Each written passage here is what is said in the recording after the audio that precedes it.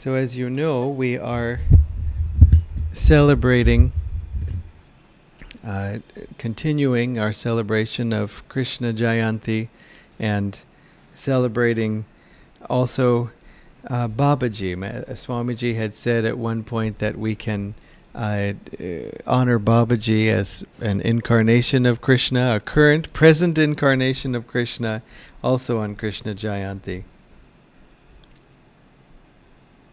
This reading is from Rays of the Same Light by Swami Kriyananda and is entitled, What is an Avatar? This passage is from the Bhagavad Gita, the 4th chapter. Unborn, changeless, Lord of creation, and controller of my cosmic nature though I am, yet entering nature, I am dressed in the cosmic garment of my own Maya, or delusion. O Bharata, whenever virtue declines and vice predominates, I incarnate on earth. Taking visible form, I come to destroy evil and re-establish virtue. God may said to be incarnate, in a sense, through any great soul who, while living on earth, abides solely in his consciousness. The degree of his manifestation would depend on the depth of that saint's spiritual realization. Certainly, there would have to be some measure of direct inner perception, as opposed to living merely in the constant thought of God, some revelation on God's part of his ecstatic presence within. In India, the concept of divine incarnation is traditionally applied not so much to those who, in this life, succeed in realizing God, as to those masters who have been born with that realization. Many in India therefore believe that an incarnation of God must be a special creation of the Lord's, manifested uniquely by him to dwell among men for a time, in order to grant salvation to all who believe in him. Paramhansa Yogananda, however, explained that the nature of a divine incarnation explained the nature of a divine incarnation rather, not as a special creation of God's, but as the return to earth of a soul that previously strove to find God and became emancipated in him. A special creation of God's would be less in a position to give people faith in their own spiritual capabilities. People need an example with which they can identify personally. That is the whole point of a divine incarnation. Much of the benefit of such an incarnation would be lost if God had to create a perfect human being simply because no actual human being could ever be found to fit the role. The obvious way, surely, to guide and inspire humanity would be to work through some qualified member of the human race, one who could inspire others with faith in their own potential for achievement. For a person to grow in virtue, it is necessary for him to feel inspired from within. If he depends too heavily for his salvation on some outward channel, no matter how divine that channel, he will never develop the inner strength of character required for progress in the spiritual life. Rather, he may find instead just the excuse that human nature always seeks to persist in its human weaknesses. He may even condemn as presumptuous any effort on the part of others to grow in sanctity. Spiritual progress is not for cowards and weaklings. It requires great inner strength. That is why in the Bible it says, "But as many as received him, to them gave he power to become the sons of God." The good news is that that power is given to those who tune in humbly to the infinite divine source. But it is given from within, and is always commensurate to man's own receptivity. Paramhansa Yogananda explained the stages of spiritual development thus: a master who has so merged his consciousness in God as to be always awake in him, having shed all vestiges of personal ego, is known as a Jivan Mukta, one freed while living. Such a saint lives outwardly as a normal human being, but he is no longer limited spiritually. Forever freed from earthly desires, his only reality is the infinite Lord. Such a soul, however, at first still carries the vestigial memories of his past deeds, committed when he was still wedded to ego consciousness. These memories, too, must be spiritualized gradually, their karmic threads unraveled, the mental image of each of them transformed into divine awareness. God's presence must be realized in even the most worldly memories. For although the ego sees itself as separate from God, God is in truth everywhere. The most criminal behavior merely casts a veil, albeit a thick one, over the indwelling divine reality. The enlightened master, freed from the bondage of delusion, must align also his old self with that present realization. Once freedom is attained from past actions as well, a state rarely achieved on this material level of existence, the soul becomes a paramukta, or fully liberated soul. When such a soul is reborn on earth, he comes as a full divine incarnation, or Purna avatar. God's power radiates through him in a way that it cannot through any lesser being, however enlightened. Even a fully liberated master, a paramukta, can uplift into the divine light only a limited number of disciples. But a divine incarnation can draw to God as many as come to him for help. Thus, through the Bhagavad Gita, God has spoken to mankind. Om, Om, Om. This first reading is a short, the second reading, but the first one on this page. This first excerpt is from the essence of the Bhagavad Gita. Mahavatar Babaji announced to his disciple Lahiri Mahashai that he himself was Krishna in a former earth incarnation. My guru, Swamiji writes, told me that Lahiri Mahashai was King Janaka of Ramayana fame. Paramahansa Yogananda said that he himself was Arjuna, to whom Krishna in that life delivered this most famous of all discourses, the Bhagavad Gita. And so we began with a reading speaking of avatars and divine incarnations generally, and this quote from the Gita is this, you could say, is the source of when Babaji declared that he was Krishna.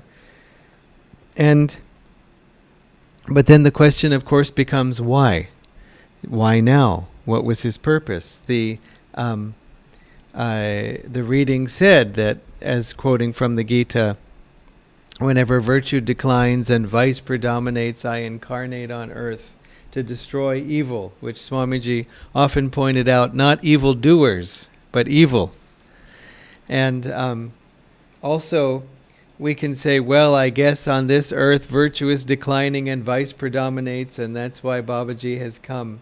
But you know, in many ways, the earth is doing much better than it was even a few hundred years ago. You see, I don't know if you've seen it, but if you watch an old movie now, even one from 20 years ago, I say that, it may seem old, but we remember perhaps some of us when the movie came out, and so we don't feel like, gosh, was it really, was 1990 really 30 years ago? Just kind of, oh my God. So, anyway, you watch an old movie and you say, wow, you couldn't do that these days. You couldn't say that anymore. You couldn't do that now. People would be offended. It's not right. We see how small-minded it is, and this is all within our own lifetime. And so, on one level, there is more awareness. There is more sensitivity. Even when Swamiji was in Chennai and gave his talk, he began by saying, look, in some ways, the culture is much more refined. The sport of bullfighting, he said, for example, is not one that I think people would appreciate anymore in India. And then he said, we're not very kind, but we're kinder than that. We have gotten better. So it's not just looking around saying, oh, everything's falling apart. In fact, sometimes people will say that, oh, everything's falling apart because the old ways of virtue are falling apart, meaning the old justifications for behaving in a certain way, people are tossing out. People, welcome. Did you just arrive?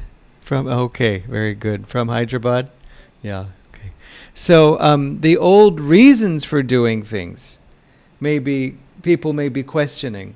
Why this tradition? Why this behavior? What is the purpose of it? Why should I do it?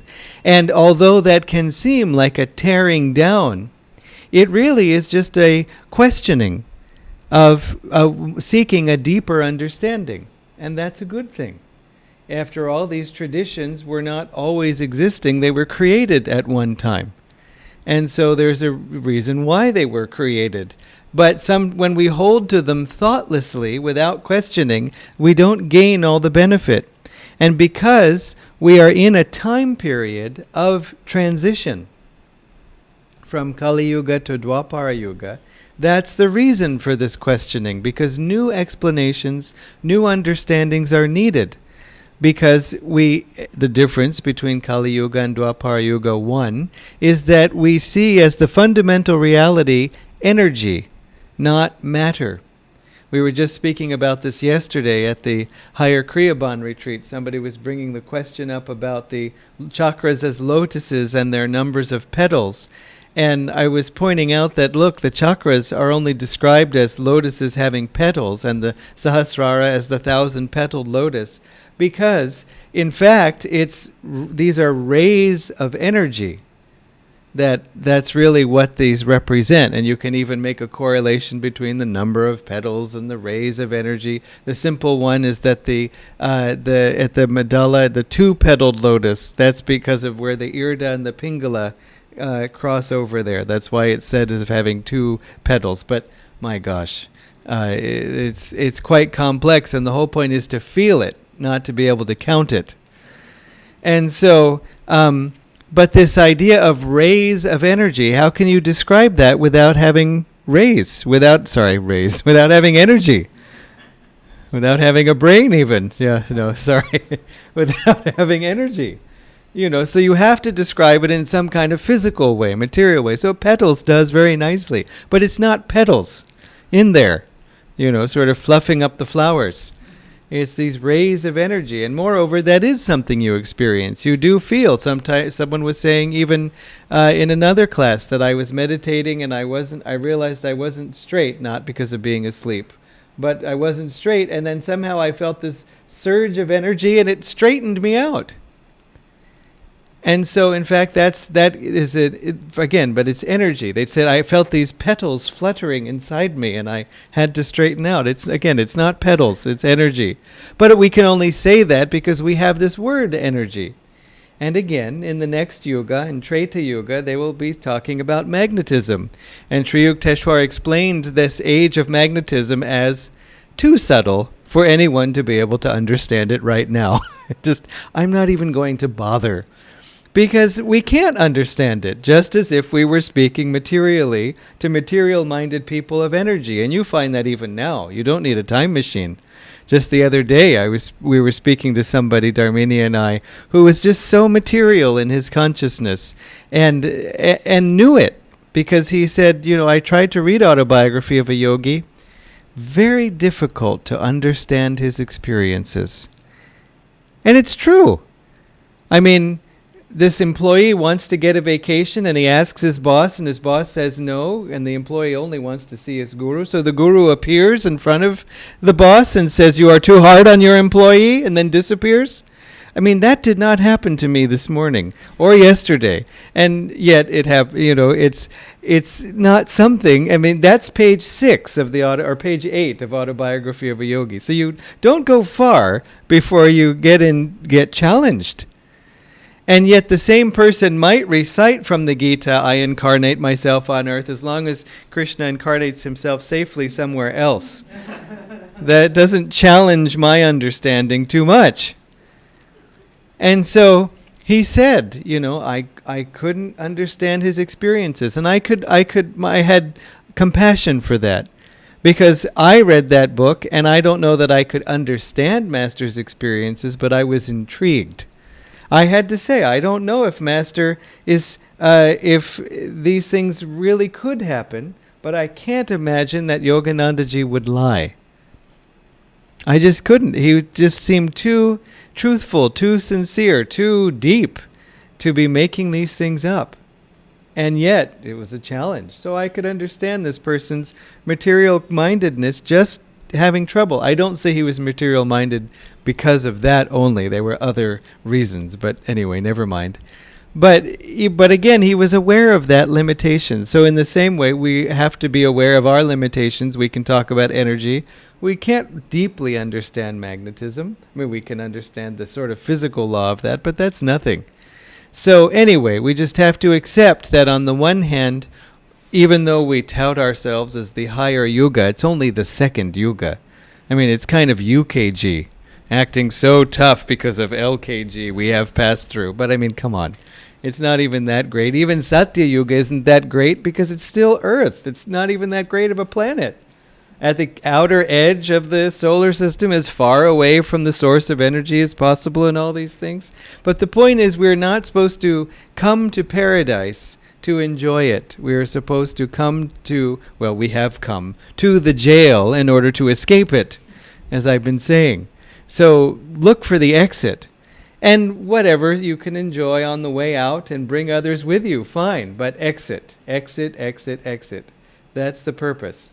So, I mean, when's the last time you had a little maze? If you ever find a path through the maze and just go in circles? I like being stuck in the maze forever. No, there's one point, out. And so that's the same purpose, getting out of the labyrinth of our own minds, as the one poem describes it that Master would quote from. So the avatars come also because they're setting a new way for this new yuga. And lest we feel badly that, I only came after Kali Yuga, or I'm only in Dwapara Yuga, and so it must be a reflection of whatever. No. I don't remember where it said, but somewhere it said that it's easiest to make spiritual progress during these transitions between yugas. That actually that's a very good time to come to Earth. And you can imagine us saying, look, if I'm going to go to Earth, and if they still have those 12th standard exams, I'm going to make the most of it. So I want a time that will propel me towards God, and not just sort of a hangout time. Because it's sort of like you can be in jail for 20 years, or you can be in jail for 20 years plus 30 more comfortable years, but still in jail. Why? We can all imagine ourselves in the astral world, sort of Master saying, do you want a lot of karma in one life, or do you want all the karma spread out over 10 lives? Forget it. 10 12th standard exams? Vain dumb. One is enough. And so let's get it over with. But also there's more to it than that. So our particular masters, now, this is from the New Path. Swamiji writes, spiritual awakening takes place when all one's energy flows upward toward the spiritual eye. Numerous yoga techniques have, for their main objective, the awakening of this energy flow. Of all such yoga techniques, so taught Paramhansa Yoga and his line of gurus, the most effective, because the most central and direct in its application, is Kriya Yoga. Kriya Yoga involves deliberately directing a flow of energy through the spine, therefore realigning in a single south-north direction every molecule or tendency. The Kriya technique, so our line of gurus said, was the one taught to Arjuna in ancient times by Krishna. And Krishna in the Bhagavad Gita states that he bestowed this technique on humanity in an incarnation long prior to the one in which he taught Arjuna. Of all the techniques of yoga, Kriya is not only the most ancient, but the most central and essential. Kriya Yoga directs energy lengthwise around the spine, gradually neutralizing there the eddies of chitta, or feeling, or karma. At the same time, it strengthens the nerves in the spine and brain to receive cosmic currents of energy and consciousness. Yogananda called Kriya the supreme science of yoga. Beside it, other yoga techniques, most of which work on calming the breath and concentrating the mind, though important in themselves, Yogananda also taught a number of them, must be classed as subsidiary. I wasn't sent by Christ and the great masters of India, Yogananda often told his audiences, to dogmatize you with a new theology. Jesus himself asked Babaji to send someone here to teach you the science of Kriya Yoga, that people might learn how to commune with God directly. I want to help you toward the attainment of actual experience of Him through your daily practice of Kriya Yoga. He added, the time for knowing God has come.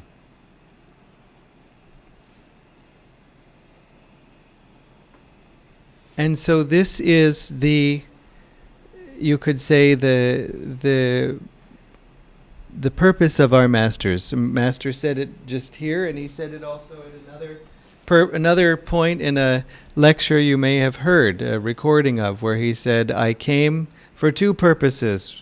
One, to interpret the scriptures, meaning to show, in this case, the Bible and the Bhagavad Gita speak of the same truth. And, he said, to bring the Kriya Yoga. Why did he do it?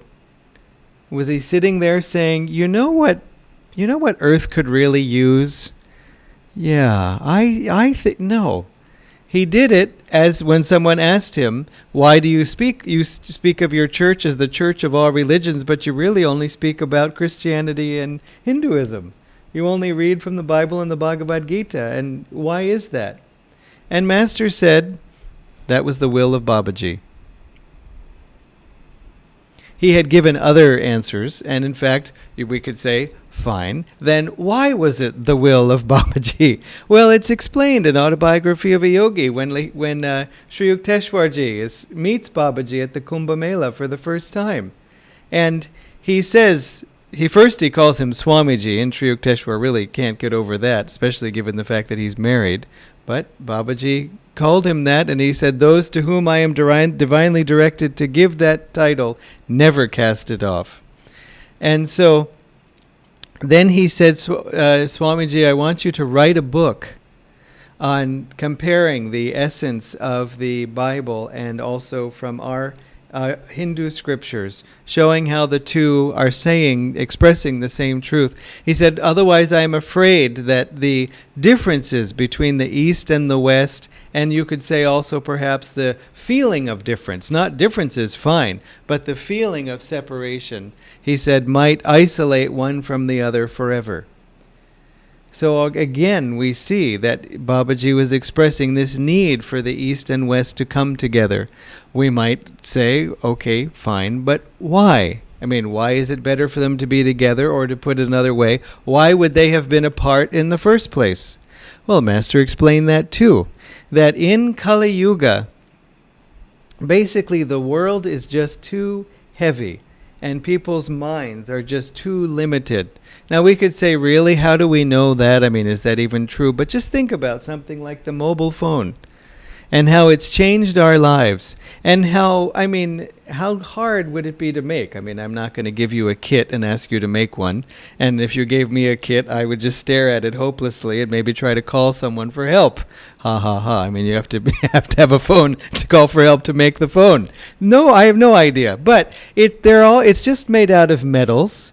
Really, that's the core of a phone that takes the electricity, metals, which are just dug up out of the earth. That's the sort of funny thing about this Dwapara Yuga, is it comes from Kali Yuga, and so we get our energy from basically things that we're familiar with the Yuga before, matter.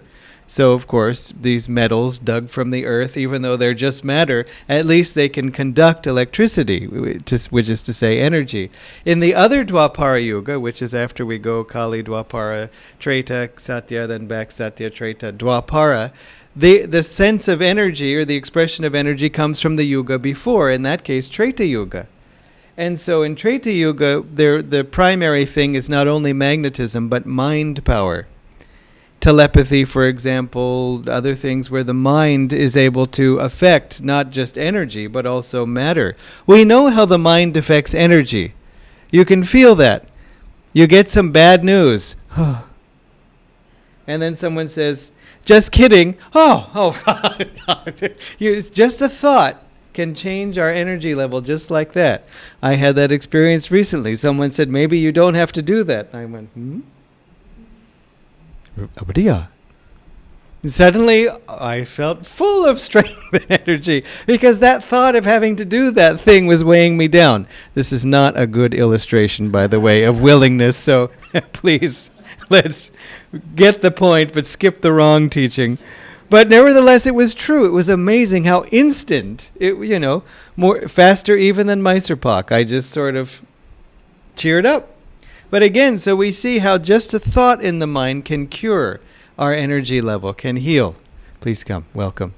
So but this is even outwardly expressed. So in Dwapara Yuga, we have that in the Mahabharata war. They have all these astral weapons. I can say this mantra and I can fire snakes at you, and not you, but at someone. Dragons, fire, all these things, and you have to go to a guru who teaches you the Brahmastra or these other astral weapons. But again, they are only really communicated. They're shared that way. You're given basically the secret, what appears to be magic formula. We say mantric power, but it's still basically magic, because nobody really knows, even in those days, as it's described, how it works. Suppose you want to make your own astral weapon. Why didn't Arjuna make the Arjuna Astra? Make his own weapon. Because it's understood that no, you can't make, we don't know how to make those anymore. We can just use them. Again, because it's in Treta Yuga where all these things are crafted out of mind power. And then as man gets more limited, they can't craft it anymore, but they can still use it. You see? And so, like I was saying, to thoroughly confuse the example, I can use a phone, but I can't make it. But that's not my point. So, not to mix it up.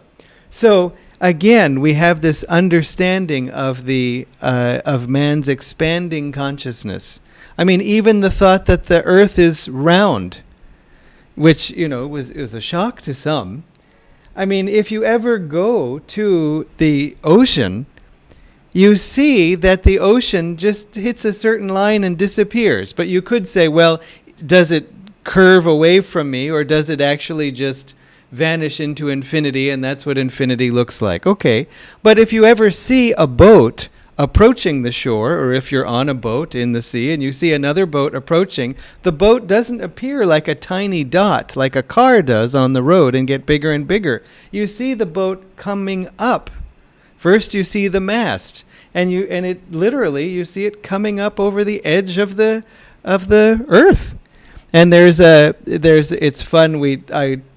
When I was a science teacher, I took the students to the Stanford Linear Accelerator in California, where the really long tunnel. I don't know why you need such a long tunnel to throw two tiny little atoms together, but anyway, that's the physics of it. And they wanted to show us how long it was. So one of the tour guides got in this little car, little buggy thing, and just started driving away. And and we were watching him drive away, and suddenly you saw him just go, whew, like he fell into a hole. He just went around the curve. We couldn't see him anymore, the curve of the earth this way. Obviously, it's round. Now, they might not have had a linear accelerator in Kali Yuga, I grant you, but they did have boats.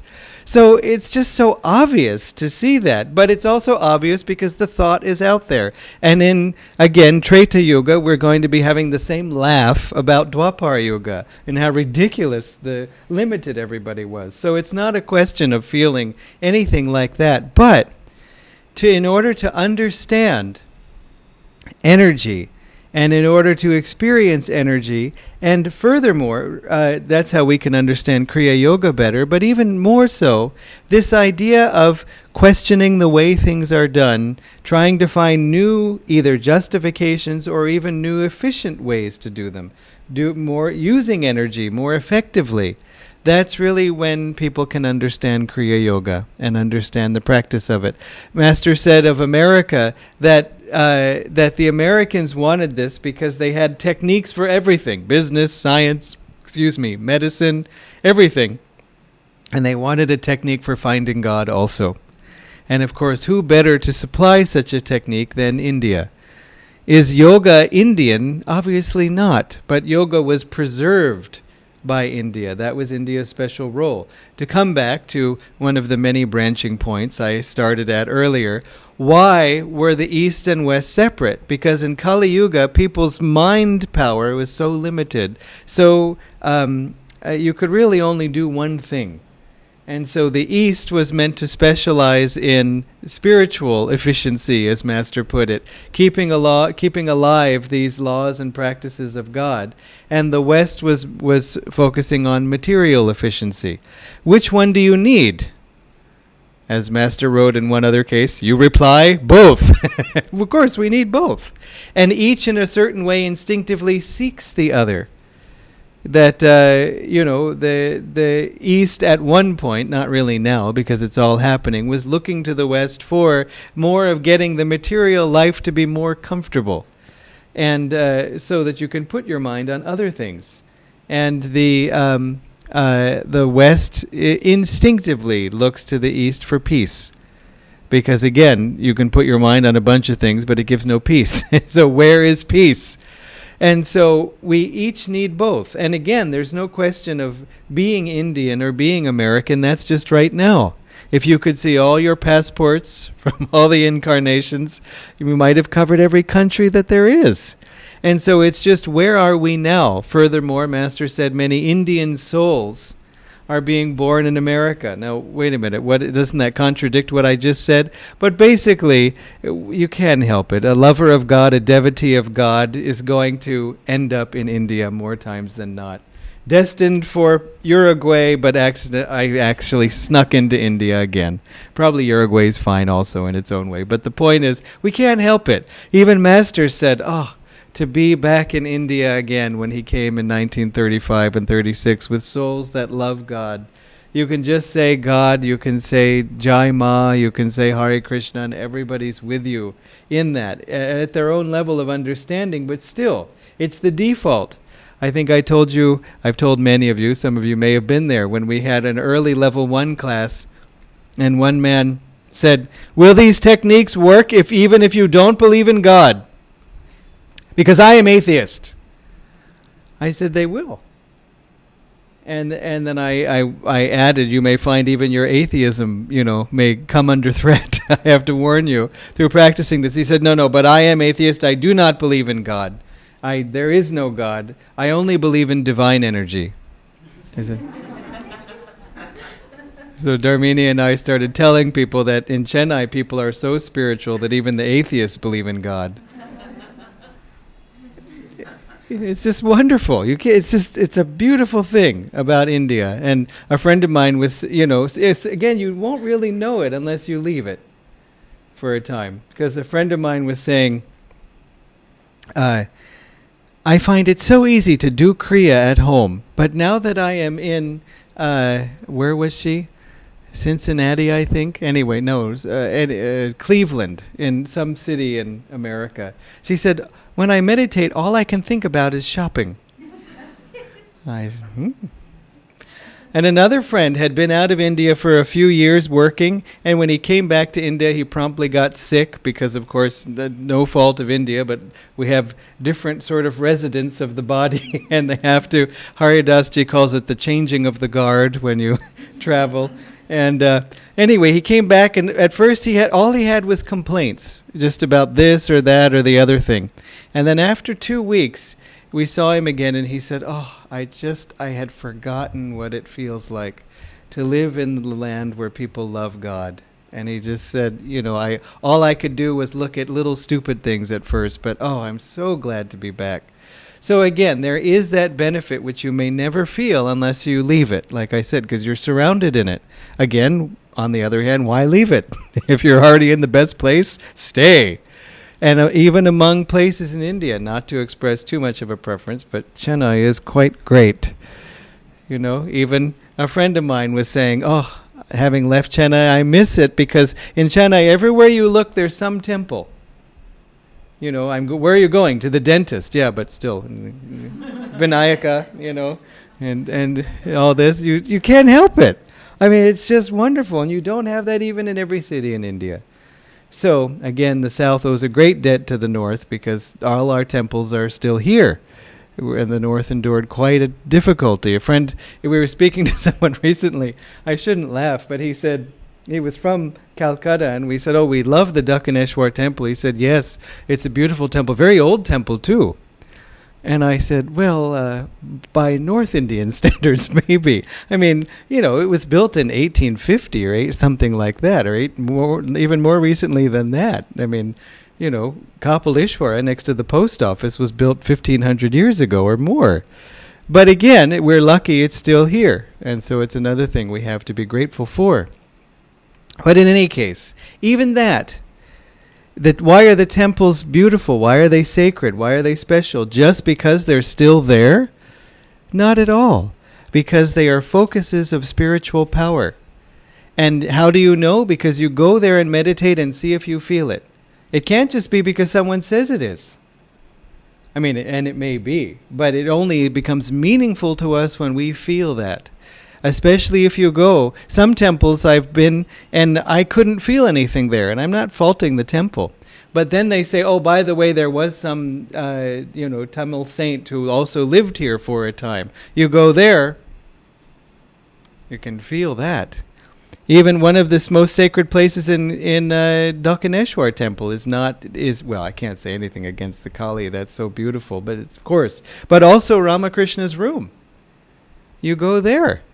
And it's not only just Ramakrishna's room, it's also, Master was there, Swamiji meditated in that room every day for like 6 weeks or something like that too. Just adding to the vibration is all I mean, which is something we might feel particularly if we're in tune with that. So the point is that what can we feel, how can we do it? Because we can say, no, you just love God. You will feel all these things. And that is a true teaching. The problem is, it's not always a helpful teaching for when you don't feel. You see? We can all be bhaktas when the wave of devotion comes over us. I just chanted this one chant, and my breath went away from me and I just felt this great peace. And then I chanted it the next day and that did not happen. So now what? And some people will say, did I chant it wrong? Was my spine not straight enough? You know, people ask that all the time. First time I meditated, I saw the light. Then I didn't see the light. What did I do wrong? Do I need to change the angle? It doesn't work that way.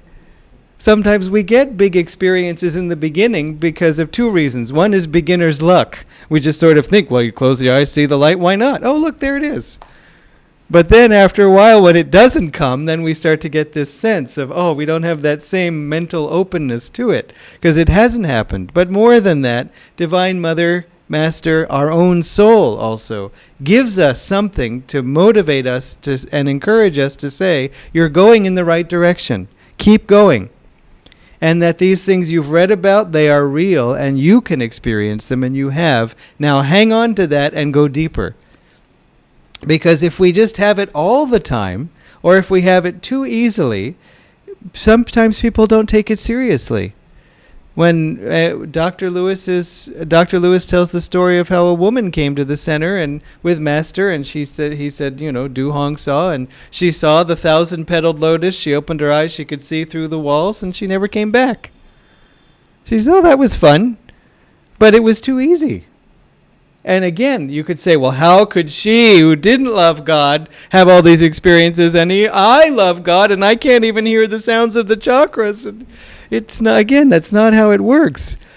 It may be that it was her soul trying to tell her, come to this path.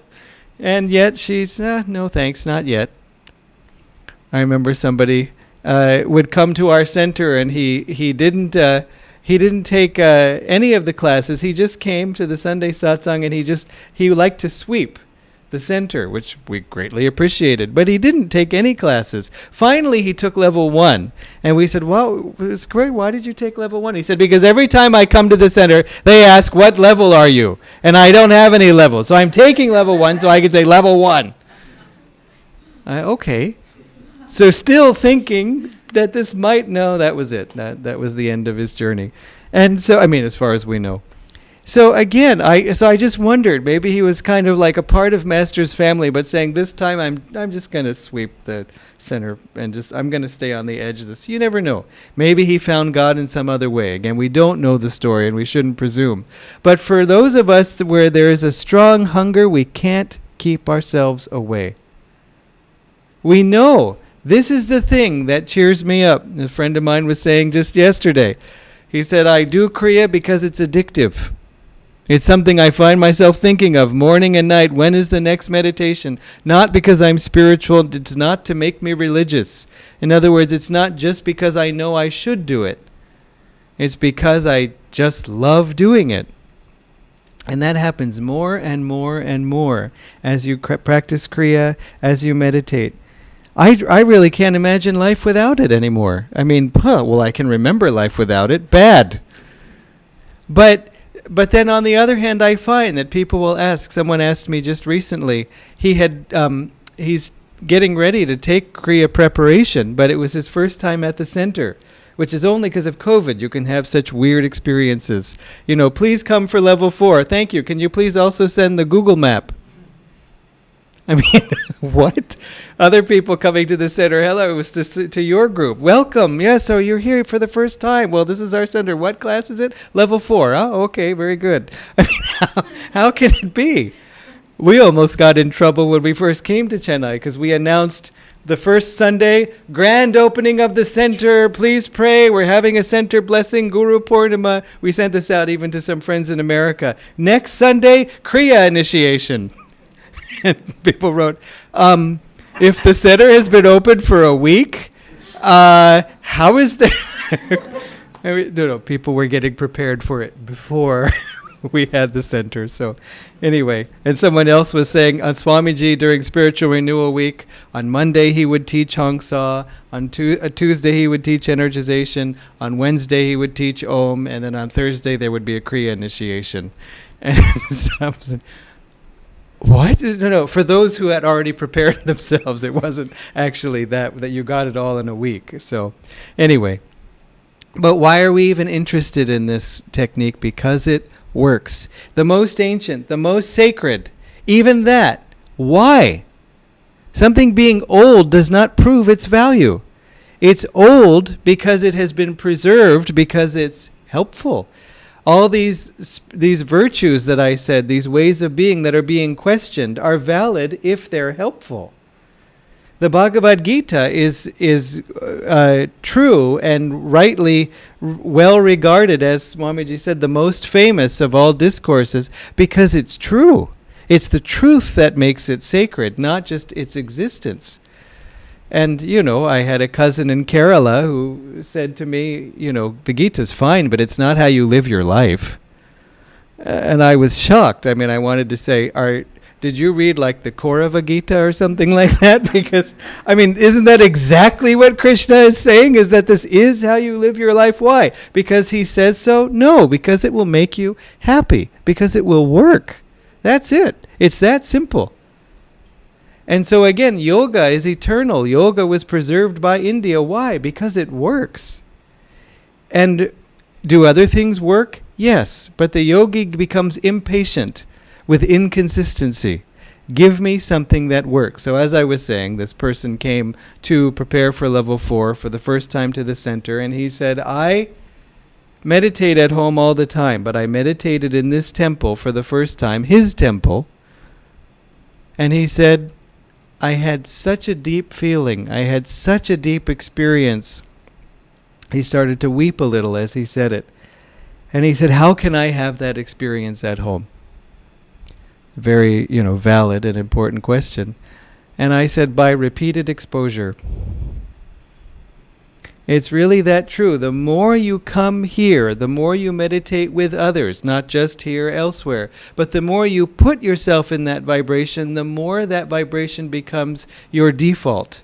It becomes what you expect to feel.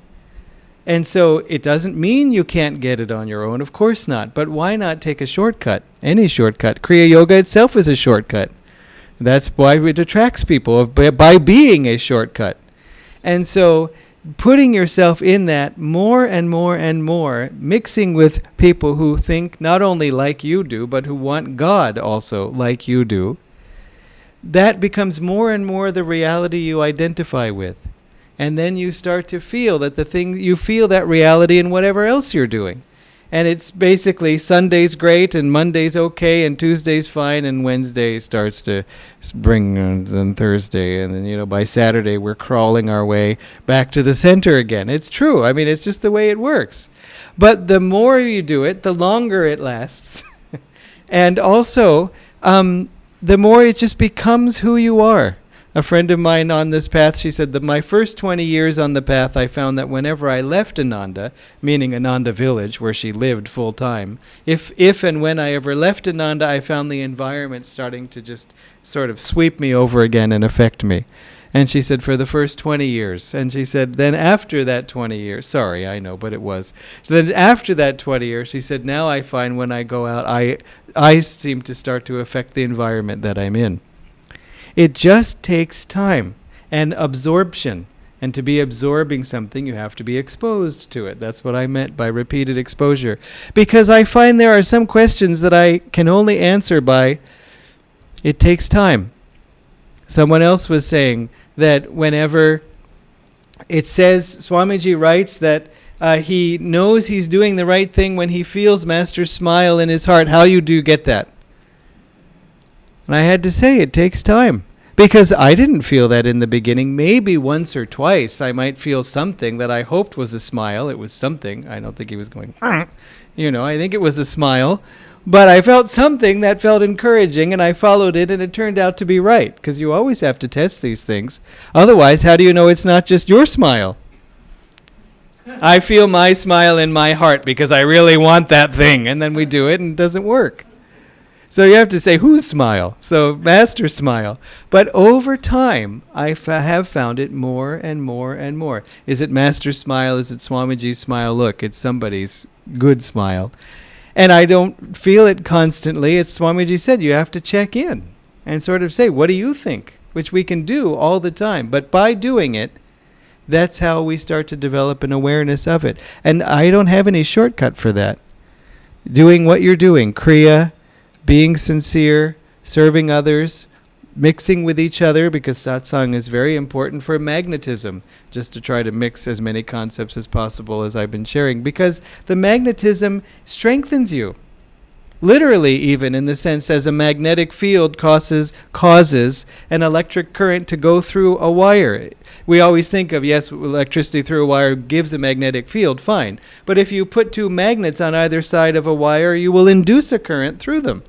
And if you haven't done it, you might do it once just because it seems like magic. How does a magnet make something electrified? We sort of accept the one direction. The other is harder.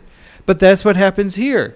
All the spines get together. The magnetic field affects everybody, and then the spines have a greater current through them.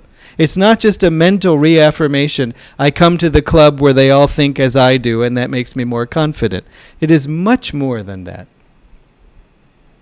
And even more than we ourselves help each other, it is because only, that's something, but it is also that the Guru is with each one of you. And so then we have, 20 Yoganandas in the room.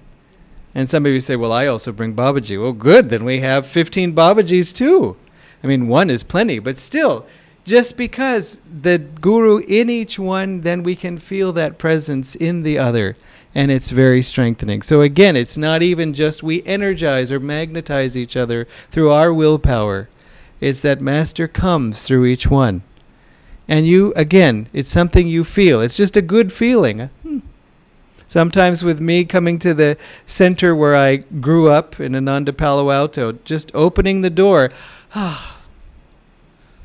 My face did not look like that before I opened the door, but luckily there were no cameras. Otherwise, I might have been turned away at the door. But opening the door, just something you could feel. I don't know what, but it worked every time. So, again, Kriya Yoga has come because we need it, but more than we need it, we want it. Because in Kali Yuga, they needed it too. But it's just too difficult. And then the only way people are happy that now, some people have expressed, I was in Chennai, I wanted to learn Kriya Yoga, I didn't know where. I found a place. And so we're glad. But before, we would have all been knocking around the earth in Kali Yuga saying, I want to learn Kriya Yoga. There's no Google. There's no banner. It's just you climb to the Himalayas and get to the top. And if you're, and see what happens. Babaji may say jump. He said that, if you know that story. So, I mean, they had a happy ending for that guy, but still, pretty dramatic initiation. So, now it's just relatively easy, especially compared to that. So, this is the time for it. How do we even understand Kali Yuga? Because we don't want to think of it as, well, I mean, if we lived through Kali Yuga, do we want to think that, I was so limited, or, what was it like? It's not really like that. I had an experience, I don't think it's like that. After all, Krishna was there at the transition to Kali Yuga. Buddha, Jesus were coming at Kali Yuga. If we were there with them, we still might have had a nice time. And the great saints, Saint Francis, so many of the saints from Tamil Nadu, all that, you look back, it's many of them are in that time. And so there's great blessings then too. But recently there was some argument that was happening in the newspapers, I think it was in America, I don't remember even what it was about, 2 political parties or something, just seemingly completely, basically wanting to argue. So there's no point in trying to work it out with logic or or common sense, because they just wanted to fight. And so if you gave them too many reasons, they would just fight you, because they were addicted to fighting. And I realized with something like that, I just kind of wanted to pray and say, you got to let them work it out. Just give them time. They're going to have to just work it out. And I thought maybe that's what we feel like during Kali Yuga, because in Kali Yuga, we basically retire to the mountains. Because that's really the only place. You just have to focus on God. You can't do both. And so to wrap up my final thought that I had been trying to spell out this whole time, why were the East and West separate?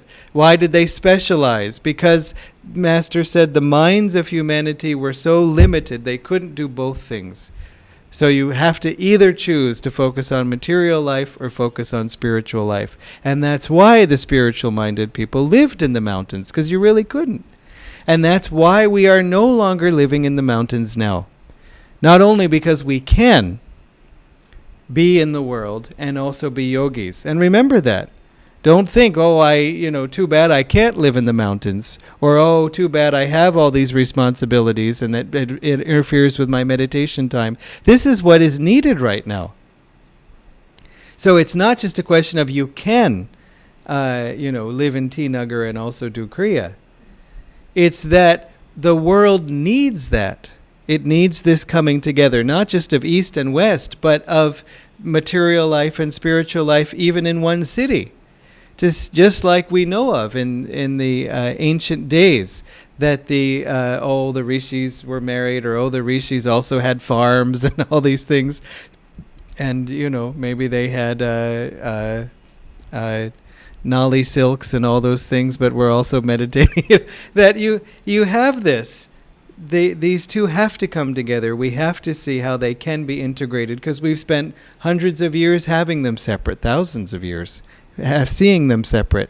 And so not only do we need to do that for this earth, which you might say, well, that's fine, good for the earth, but can I find God also? Well, yes. But we also need to do it for ourselves, because we do need to say, it was fine to be in the cave, and I miss my cave. But, your cave was given to you by the Guru, and so now this is what the Guru has given you for what we need to see the combining of these two aspects of life. For a time. It's still just a prison, and let's get out. Let's not overdo it. We're here to help Master. We're here to help Babaji in their mission, whatever little way we can do. That's the sort of avatar aspect of their world mission. Fine. But they're also your guru. They're also your appa and amma. And Swamiji once said, "Happy Mother's Day, everyone." He was saying this in Italian. He said, "You all are the children and I am the mother." And he said, "It's not possible, but it's true." So in that same way, use your advantage and say, "Guruji, whatever work you need me to do for Babaji and Sons, enterprises, Yoganandaji and Sons and Daughters enterprises, fine. I'm happy to do my part for the family business. But then I want to graduate in God."